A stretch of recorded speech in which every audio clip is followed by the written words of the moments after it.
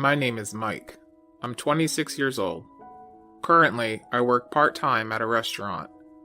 I was an office worker 1 year ago, but after breaking up with my fiancé, I started my job at the restaurant. I met Anne at the company I began to work at after graduating from college. Anne is a beautiful woman and someone who everyone relied on at work.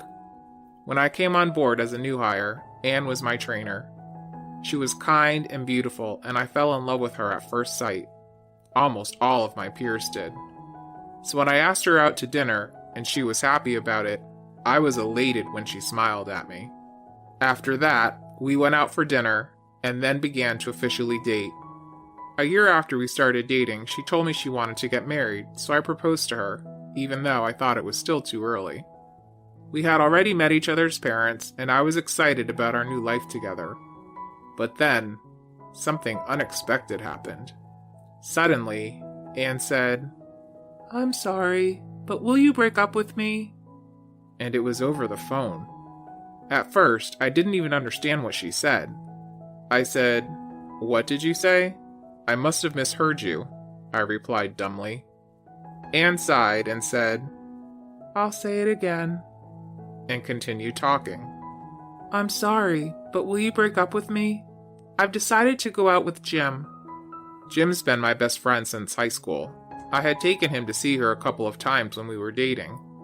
I had no idea that the two of them were connected in some way I didn't know. I was so shocked I couldn't think straight. And Jim even said this to me. "Sorry, Anne seems to like me better." I was shocked and couldn't catch up with my thoughts. I was betrayed by my best friend and fiancé. Moreover, I wanted to talk to them in person, not on the phone. Anne had quit her job and moved out of her house. Of course, I had to pay for the diamond ring I had given her and the deposit for the wedding venue. She took that money and never returned it to me. I thought about filing a claim, but I couldn't get in touch with Anne. I had no choice but to contact her parents. But her parents thought I had done something terrible to her. I had no choice but to force myself to accept the loss, and I cried myself to sleep. After that, I was depressed for a while.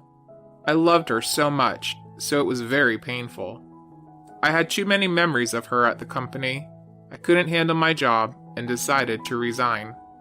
For about 6 months, I recuperated without working, and as my mind was gradually recovering, I decided to work anyway. I decided that working for a company would be too much of a mental burden for me, so I started with a part-time job. I started working part-time at a new restaurant near my house. They were looking for opening staff. That was the only reason. I had been working at a desk all my life, so working at a restaurant was new to me, and I learned a lot. The people at the restaurant were nice, and it was a very comfortable place for me to work. The manager, Kathy, was very kind. She taught me how to do my job very kindly and carefully. So even though I was a beginner, I was able to learn the job quickly. After that, I started working 4 days a week, and then I increased my shifts to 5 days a week. I decided to work hard at this job and started studying and researching customer service by myself. But just as I was starting to put in all that effort, I suddenly received an email from Jim. "Long time no see, how are you? Finally getting married to Anne. We've decided to buy a new house, so come visit me. Sorry, I'm the only happy one." The content of the message was just to brag.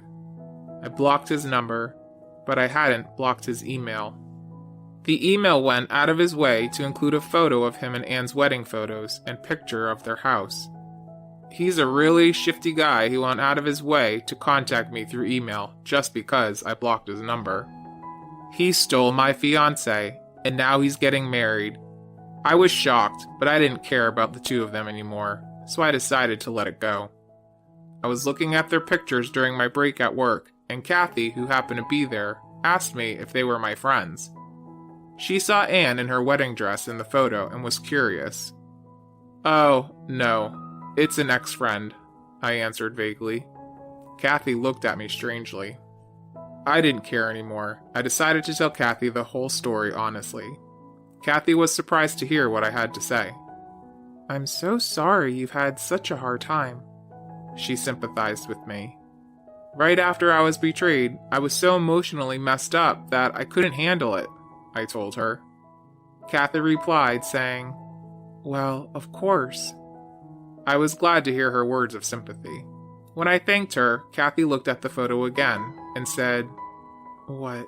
Wait, this person... She was staring at Anne's face in the photo.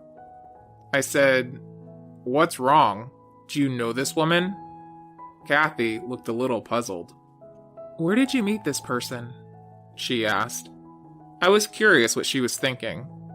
She was a senior employee of the company I used to work at, I told her.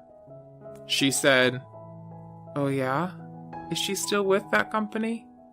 Kathy's expression became even more troubled when I told her that Anne had already left the company, moved out, and was nowhere to be found. Our break ended mid-conversation, so I wasn't able to ask her any more questions that day. Jim sent me more bragging emails later. I didn't really care about them, but I was curious, so I looked at the email. The contents of the emails would talk about going to fancy restaurants or traveling to different countries, or staying at an expensive hotel suite, just bragging about thoughtless things like that. Then, I began to wonder. Jim didn't have a stable job. I don't know what Anne does for work now, but back at the company she wasn't making much. The company we worked for was a small business, and the salaries were average, or a little lower than average. So the rich life that Jim brags about would have been impossible to achieve on Anne's salary at the time. And with Jim's money, it was even more impossible. But it was none of my business. So I decided to go on with my life as usual. Then one day, during a break at work, Kathy called me over. I wondered what was going on. She wanted to ask me some questions about Anne. It's not nice to ask about someone who betrayed you. I'm sorry to pour salt on your wounds. Kathy prefaced and told me the reason. It was a startling story, I thought. The Anne I know? On the other hand, I also thought, it's possible, so I decided to cooperate with Kathy. We both thought of places that Anne might frequent based on her interests and taste. After that, we steadily went to various places and succeeded in finding Anne. However, I knew that if I contacted her, I would lose track of her again. So Kathy decided to talk to her. Kathy is very good with people. Anne gradually opened up to her and she began to reveal her own misdeeds. Once I had gathered some evidence, I contacted Jim. I went to the trouble of unblocking his number and I called him. Jim answered the phone and didn't seem surprised. What's up? Too jealous of my life? He asked me. I chuckled and said, I just thought I should give you a heads up. Jim overreacted to what I said. He was ranting about how jealous I was of him. I ignored him and continued. About Anne. You're not being deceived, are you? You mentioned before that you bought a new house. Is it in your name? Jim mumbled back. No, it's, in Anne's name. Just as I thought. Was that a lump sum purchased by Anne? A lump sum would be impossible. She said she took out a loan. You didn't give her any money, did you? As a man, I can't ask her to pay the whole amount, can I? I gave her about $20,000 from my savings. Wow, I see. What else? Did she ask you to bring her anything else? Yeah, something like government documents. I helped her sign some difficult documents. Wow, I see. Hey, what's your point, man? Jim said to me in frustration. It's a scam. Anne tricked you. Of course, Jim didn't believe me. Huh? What are you talking about? There's no way Anne would do that, he said. I continued in a voice that was deliberately sympathetic, as if I was trying to make sure Jim's nerves were on the edge. She does seem like an angel, right? I was fooled too. What the hell? Anne is my fiancé, not yours. I won't allow you to speak ill of my Anne. Alright, whatever. You've been warned. You're a loser, you lunkhead. Don't ever contact me again. With that, Jim hung up. I realized there was nothing I could do at that point. I decided to reach out to Anne and Jim in another way. Kathy and I decided to go through with the other plan. Kathy, who had become good friends with Anne, wanted to ask Anne out on a double date. At that moment, Kathy told Anne, "I know of an easier way to make more money," and invited her out. We decided to meet at a restaurant with a private room. Anne and Jim sat down with me and Kathy. They were surprised to see me. "Why is it you?" What the hell are you doing here? They were both very panicked. "I had to do this to see you two. I'm sorry." Anne, very panicked, started to get angry. "Don't mess with me! I'm going home!" But Kathy stopped the very angry Anne from leaving. "Wait, if you run away, I'm calling the police." At those words, Anne's eyes went wide. "Weren't you on my side? Why are you with Mike?" "Mike is my coworker. We're here to punish you." "Punish?" Kathy continued to press Anne, who was upset. "Anne, you are committing marriage fraud, including this case with Jim, aren't you?" Anne said, "What?" in a completely different tone than normal. Then Jim, too, became dismayed. Hey, Mike, you're the one who told this woman to do something, didn't you? And he grabbed me. I took one look at Jim and said in a low voice, "Shut up and listen." When he quieted down, Kathy continued her story.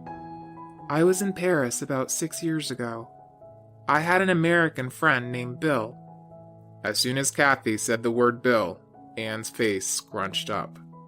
"Yes, the Bill that you know. You were engaged to be married to him. But you took the $30,000 for the wedding and fled back to the States, right?" Anne was silent, her eyes fluttering. Jim was startled. You're lying, aren't you? No way, he says. "He was so depressed because you betrayed him. Bill's parents were friends with my parents, so Bill's parents are very important to me. I've been looking for the person who made his mother cry for a long time, and finally found you. Bill and his parents are here today." Kathy's top voice echoed through the room. The next moment, the door to the private room opened. 3 people entered the room. Anne was startled at the sight of them. And the next thing she knew, Anne was trying to get away, but everyone present prevented her from doing so. And then we turned her in to the police for committing marriage fraud. Jim watched Anne get arrested with a surprised look on his face. All the money you've been giving me to live a luxurious life? It was all a scam? Thank you, Mike. I was almost fooled too. And he thanked me like we were old friends. So I shoved Jim away. I said, "What are you talking about? I haven't forgiven you. I'm going to bill you for alimony. I know your work and home address. Because I hired a detective to get that information. You can't run away from this." As per that declaration, I filed a claim for alimony with Jim through my lawyer. I got him to pay me exactly what he owed me. And of course, I also charged Anne, who had been arrested.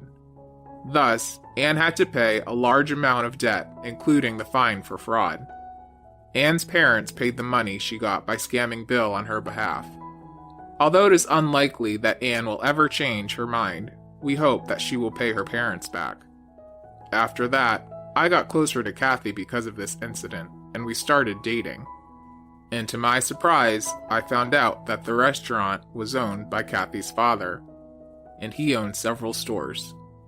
Kathy's father saw how I was working and asked me if I would like to be his son-in-law. Apparently, he was saying that for a while. Kathy didn't like that suggestion at first, but she came to like my personality. She wants us to run a restaurant together in the future.